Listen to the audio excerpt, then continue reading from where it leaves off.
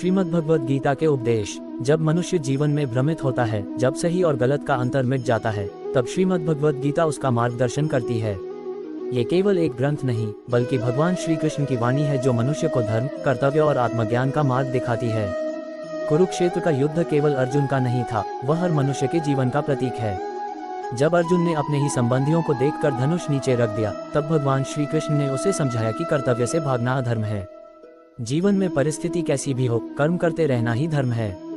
भगवान ने कहा, कर्मण्येवाधिकारस्ते मा फलेषु कदाचन, अर्थात मनुष्य का अधिकार केवल कर्म करने में है, फल में नहीं।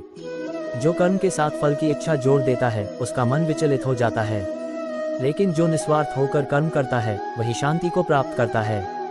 गीता हमें सिखाती है कि जो हुआ वह अच्छा हुआ, जो हो रहा है वह अच्छा हो रहा है, और जो होगा वह भी अच्छा ही होगा। जब यह भाव मन में बैठ जाता है, तब चिंता और भय का अंत हो जाता है। विश्वास रखो कि जो भी घटता है, वह ईश्वर की योजना का भाग है। भगवान ने कहा कि आत्मा अमर है, यह न जन्म लेती है, न मरती है। जैसे मनुष्य पुराने वस्त्र छोड़कर नए वस्त्र पहनता है, वैसे ही आत्मा शरीर बदलती है।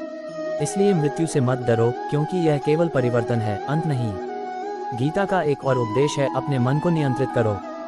जो मन को वश में कर लेता है, वही संसार को जीत लेता है। मनुष्य का सबसे बड़ा शत्रु उसका अस्थिर मन है। जब मन स्थिर हो जाता है, तब सुख दुख, लाभ हानि, जीत हार सब समान लगने लगते हैं। यही योग है, यही संतुलन है।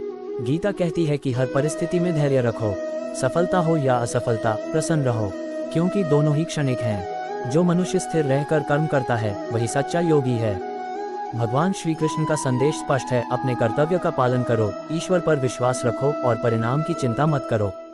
जब मनुष्य निष्काम होकर कर्म करता है, तब उसका प्रत्येक कार्य पूजा बन जाता है।